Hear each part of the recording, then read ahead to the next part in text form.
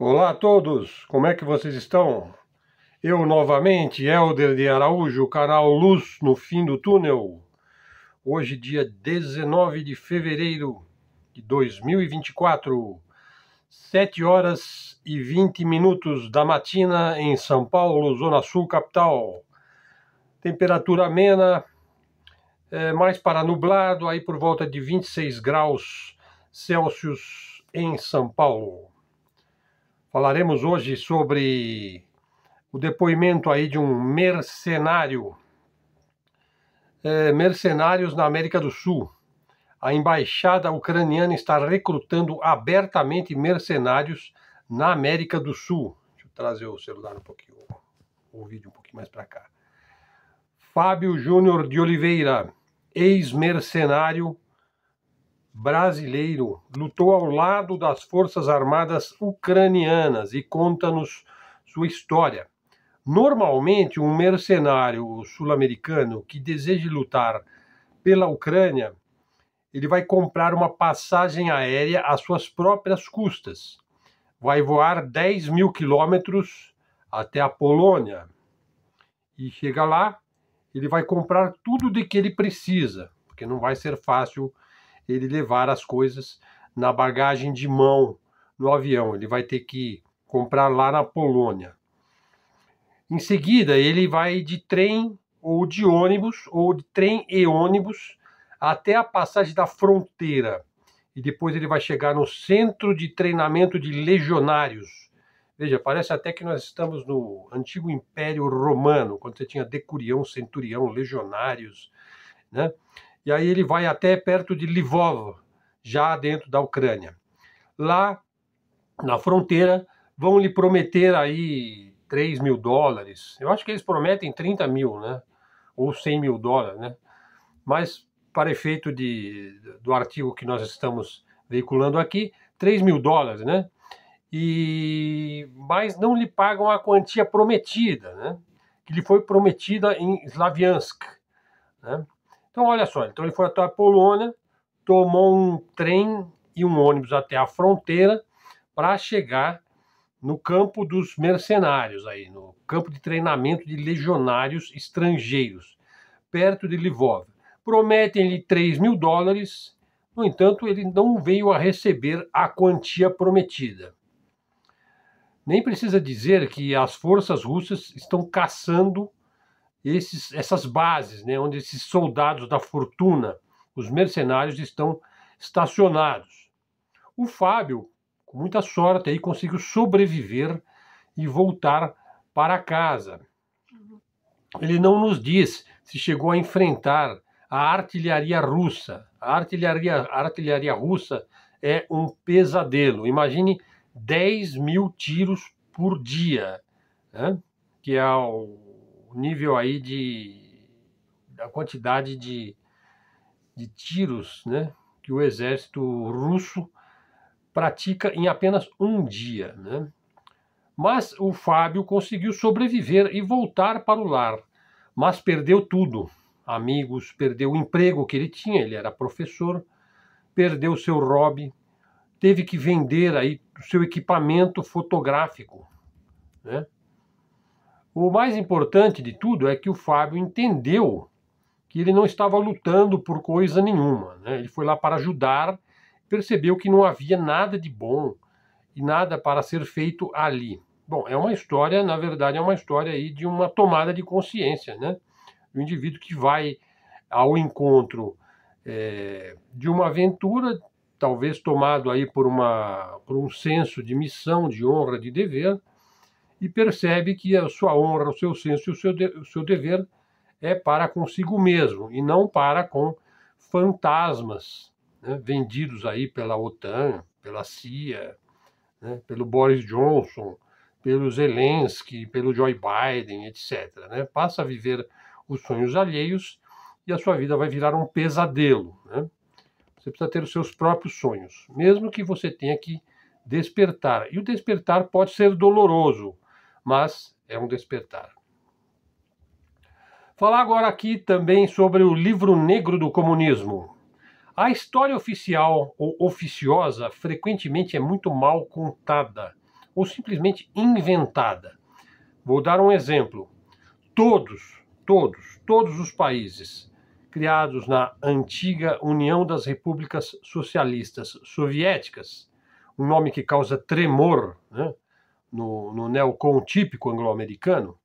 Veja, a ideia elementar ali é que os países criados ali, todos eles, eram criados como uma federação de estados sobre povos originários. Então vejam bem.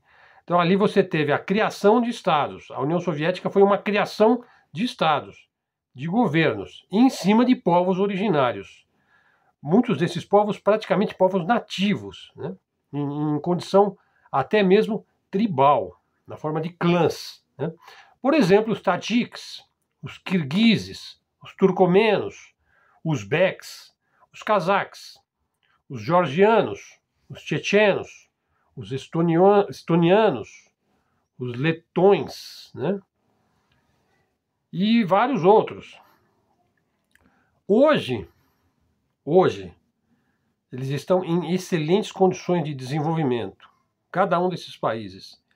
Tajiquistão, Quirguistão, Turcomenistão, Uzbequistão, o Cazaquistão, a Geórgia, a Chechênia, a Estônia, a Letônia, né? A preservação cultural desses países é notável. O amadurecimento político-econômico é simplesmente excepcional, exceto, é claro, a Ucrânia, né? Onde o Império Atlanticista meteu as suas garras sujas neoliberais. Aí a pergunta, e aí também a provocação, é a seguinte: onde estão os povos nativos da América do Norte? Onde estão? Ora, o que os habitantes aí das 13 colônias originárias aí da criação dos Estados Unidos fizeram com os povos nativos americanos é sem paralelo no mundo. Onde estão as tribos? Onde estão os milhões de índios? Basta fazer uma pesquisa básica e você vai saber que existiam dezenas e dezenas de tribos nativas americanas. Aliás, existe uma teoria aí, uma dessas teorias que a 13ª tribo de Israel que deu origem aos índios, aos nativos americanos, né? Teriam ido aí para a América do Norte há 5.000 anos atrás, enfim, é uma dessas teorias aí. Mas o fato é que onde estão as tribos? Onde estão os índios? Bom, restaram pouquíssimos, né? Em pequenas reservas aí, com alguns resilientes descendentes, um parco número, né? Compare o genocídio extremado que foi feito nos Estados Unidos, compare com os portugueses e os espanhóis, os ibéricos, aqui na América do Sul, onde o processo de colonização foi imensamente mais ameno e miscigenado. Voltemos aí a Darcy Ribeiro, né? Voltemos aí Casagrande Senzala, voltemos à literatura sociológica que melhor descreve como se deu o processo de miscigenação aqui na América do Sul, sobretudo Brasil e os países hispânicos. Bom, há quem prefira o modo americano, né, de desenvolvimento da colônia. Mas o que se lê no livro negro do comunismo, o verdadeiro libelo aí dos neocons? Falsificações grosseiras, exageros grotescos sobre fontes frequentemente inventadas, né? Propagandeadas como uma verdade sacrossanta por neocons e supremacistas anglo-americanos. Na propaganda vale tudo para desumanizar o outro, até o nível do grotesco. Então, cuidado. Não aceite automaticamente a propaganda macartista, a propaganda neocon. Tem muita ideologia, muita propaganda anti-asiática, anti-russa, anti-chinesa, anti-ibérica. Veja, ninguém demonizou mais os ibéricos, a Península Ibérica, Portugal e Espanha, do que os britânicos, né? leia-se aí, maçonaria sionista britânica, né? Tudo se justifica na luta contra o comunismo, né? O comunismo mesmo, o verdadeiro comunismo, só existe no dicionário, né? No mundo de Nárnia, né? Onde reina o chapéu de alumínio do tio Sam, né? No mundo real reinam os interesses geopolíticos daqueles que exercem efetivamente o poder e estão dispostos a pôr a mão na massa. Um outro exemplo, veja, durante a Revolução Maoísta, do médico que governou a China e fez a Revolução Socialista Chinesa, a Revolução Maoísta foi uma tremenda de uma guerra civil e a Revolução venceu. E todos os povos étnicos chineses, que é uma miríade de povos, pelo menos 53 etnias chinesas diferentes. Claro, todos têm o olhinho puxadinho, né? Mas todos são chineses, mas todos têm as suas diferenças históricas, culturais, linguísticas, religiosas, né? Todos os 53 povos que habitavam a China são os mesmos que existem hoje. Saíram preservados da Revolução. Veja só. Apesar das perdas humanas, a população da China foi de 500 a 900 milhões de chineses entre 1920 e 1980. Eu acho que é um dado demográfico significativo. E o Mao Zedong entregou um país livre de diabos loiros, que é como se chamava os estrangeiros belicosos aí. Colocava as plaquinhas, né, na frente de suas mansões em Pequim, né? Proibido a presença de cães e chineses, né? O Bruce Lee chegou a usar isso daí em seus filmes, né? O fato é que o Mao entregou um país livre, pobre e unido, detalhe. Mas o que lemos na propaganda, nem é preciso dizer, né? É o Padre Nosso aí dos neocons, né?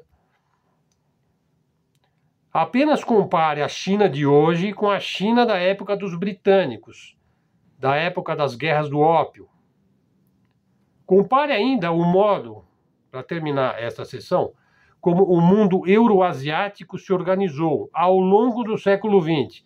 Pessoal, voltar à leitura aí do Hobsbawm, hein, do Eric Hobsbawm. Não adianta ficar criticando aí, dizendo que o cara é pró-soviético, sabe? É um historiador de grande importância. Um outro que eu também indico é o Brodel, da Escola dos Anais, que fez uma coletânea aí de fatos históricos imensa, né? Para se entender o século XX. Ao longo do século XX, veja só, como é que a Ásia e o mundo euroasiático se organizou.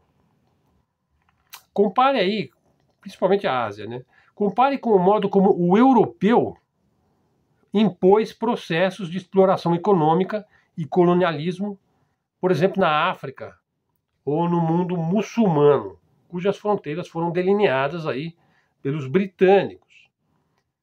A realidade sempre se mostrará muito mais complexa e repleta de nuances do que pregam aqueles que escolhem um lado da história, né? Aqueles que escolhem um lado, que escolhem um time, né, para lutar contra outro time.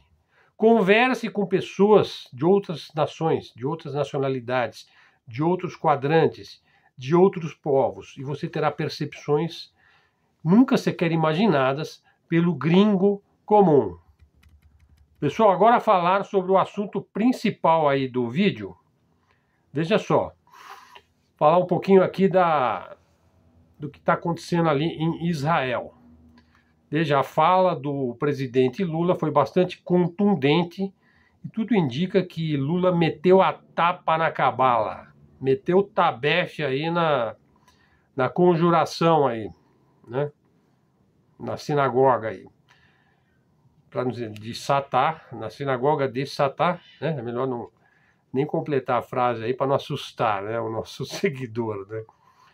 Os liberaloides e neocons brasileiros tremem que nem vara verde porque o Lula criticou o Estado genocida de Israel. Ora, eu já falei em outros vídeos, né? passou da hora de romper relações diplomáticas com esse Estado fantasma, né? Chega de delírios neopentecostais, de misticismo bafomé, né? Chega de cabala sinistra. Não se pode jamais confundir a antiga Israel dos hebreus com o Estado moderno, laico, ateu, gaysista, wokista e neoliberal da ONU. A Israel da ONU não tem nada a ver com a Israel bíblica.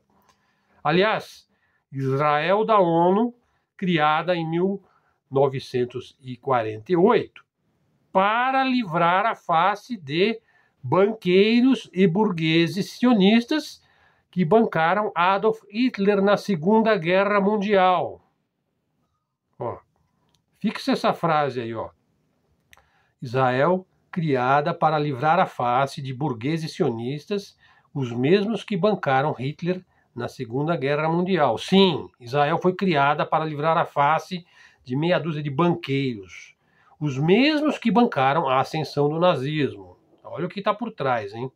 Verdade seja dita, as promessas feitas a Israel no Velho Testamento